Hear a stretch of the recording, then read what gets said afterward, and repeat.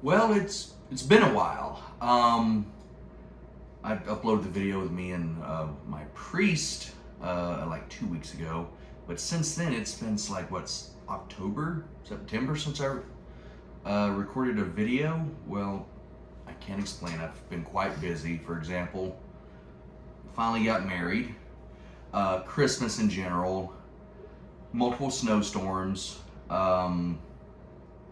just work. Anyway, being busy. Also, if you hear any noise in the background, it might be the cat. He's pretty vocal.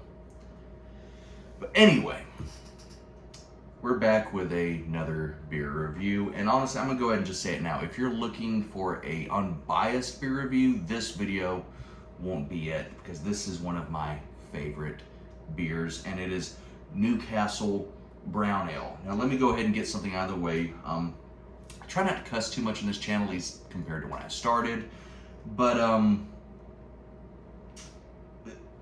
going to do a little bit of cussing in a minute just to explain how big of a deal this is. At one point, like I said, this was my favorite beer, and then it disappeared for a little bit, and then it came back, but it wasn't brewed in its original place. It was brewed in, I believe, Chicago under LaGuintas Brewing. They got the rights from Heineken, who does brew the actual Newcastle Brown Ale. They got the rights to brew it in the United States, and what they did, they didn't just brew it, they reformulated it. They took Newcastle Brown Ale and tried to, I guess, craft beerify it, maybe? I'm just going to go ahead and say what they did. They turned a damn good beer into complete and utter shit. So anyway, why am I holding this beer? Well, turns out, and no one told me, but about a year ago, Heineken began importing tried and true, English-made Newcastle Brown Ale back into the United States. And a couple months ago, I went inside a local beer store, checked it out for like maybe the first or second time. I can't remember. I think I'd been there once before. But I spied this sitting on the shelf. I freaked out, asked the dude, hey, does that Heineken produce Newcastle Brown Ale? And he said, it's British made, that's all I know. And I looked and I'm like, by God, it is. So anyway, here's to Newcastle Brown Ale. Well, color-wise, it's a brown ale. I mean, there's some amber notes, but there definitely is some brown, definitely on the darker side. The head dissipated quite quickly, although I didn't pour it too aggressively. Smell-wise, you're getting it's just a homey smelling. It smells like a pub should smell, at least what me, an American, would think a pub should smell. It's got some brown bread. It's got a little coffee, a little roastiness, just a little bit. Man, it's inviting. No real hot bitterness though. Maybe a faint amount.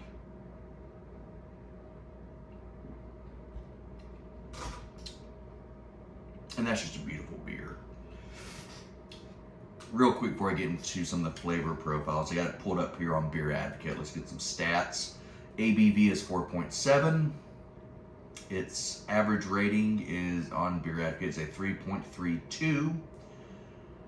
Its overall score is a 76, which is okay. And I don't see an IBU, but if I was going to say IBUs on this, maybe 20. You know what? Screw it. Let's see if I can find Newcastle Brown Ale IBUs.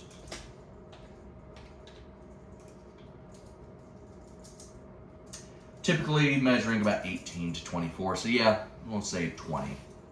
But because of the maltiness of this beer, the hops don't jump out quite as much.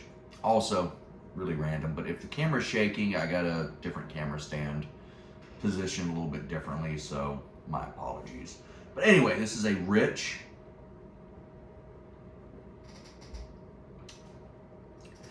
I don't want to say sweet, but there is a little bit of a brown bread with some sweetness. God, every time I review a beer that looks like this, I say just brown bread, mostly. And the cat's at my legs right now trying to get some attention. That's pretty much it. Some people might say maybe a little bit of caramel. It does have a little bit of a coffee note similar to the nose, but not overpowering. The great thing about this beer is it is flavorful, but it's also still refreshing. I'm not sure you'd want to chug, 12, 15, 20 of these, but you could. It's as far as like mouthfeel and I guess the heaviness.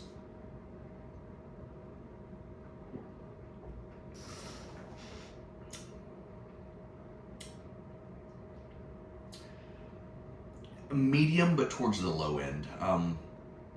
It's chuggable, it's refreshing. It's a beer that can be sessionable while still being flavorful. You could honestly chug this all day. Is this the perfect summer beer per se? No, it's not.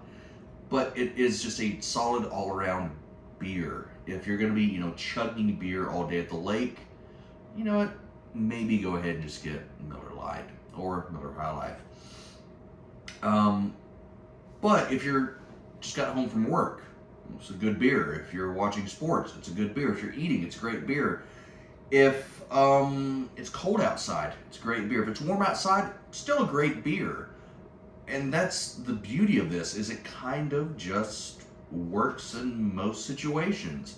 And maybe even in the situations that it doesn't not work, it's not that bad, There's imperial stouts and IPAs and things like that I've tried that try to be too much, and because of that, I guess you'd say they pigeonhole themselves into a small little category. Like, this beer is great at night when it's cold, or this beer is great with this food, or this beer is great because of this. This beer is just plain great. It's good all the time. I mean,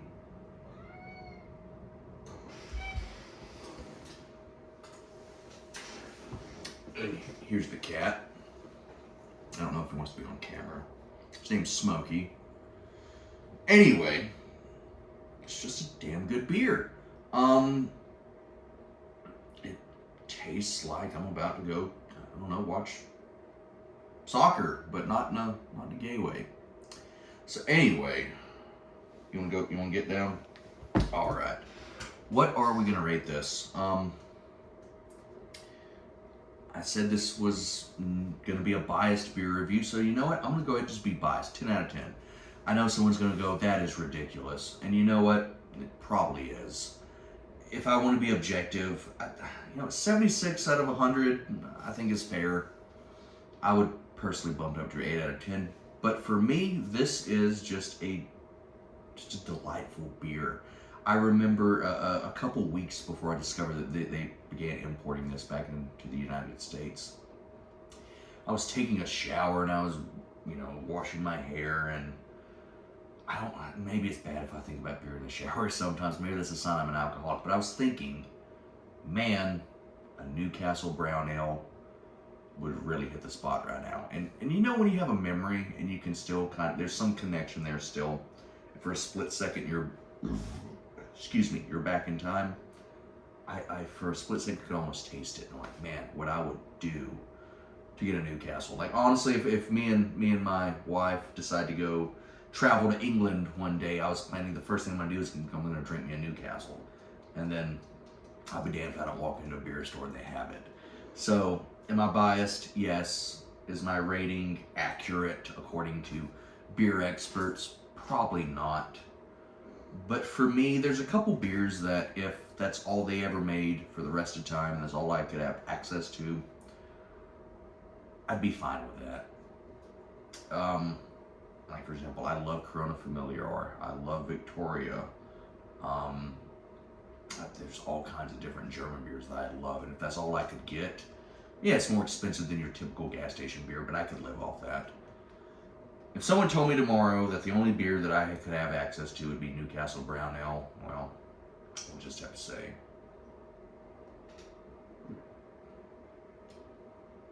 I'd be fine with that.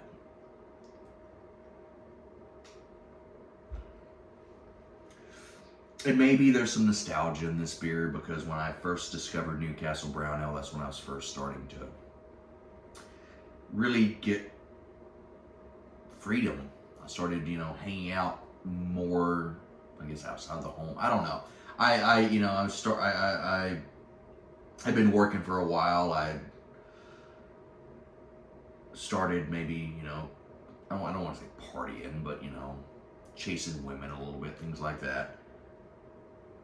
So maybe there's some nostalgia here, but regardless, nostalgia or not, this beer just tastes amazing, and I kind of want to hurry up and get this video done and just cut it off here so I can go to the fridge and grab me another. Honestly, it's rare that I drink.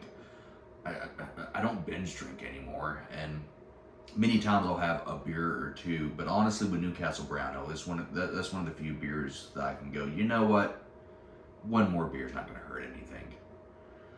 So I think this is the first time on the show, if you want to call this that I've given a 10 out of 10. But I think it works.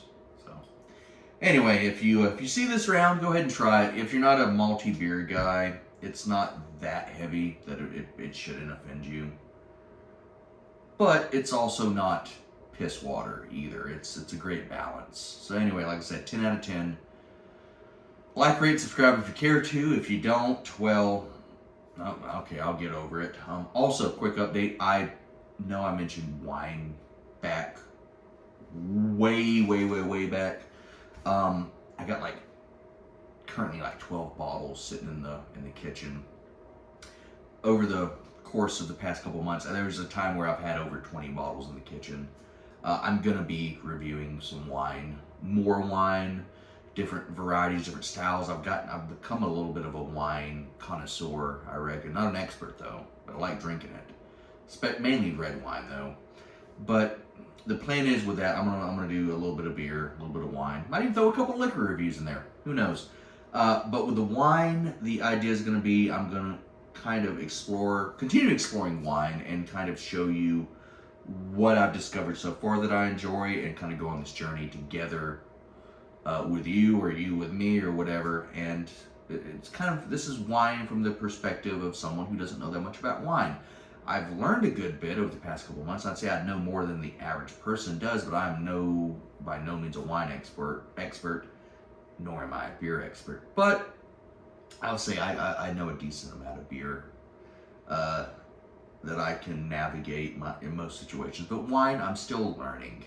But I think that's a great thing. So the idea is for people who don't know anything about wine, which I assume is most people, you can learn and grow, and we can do that together.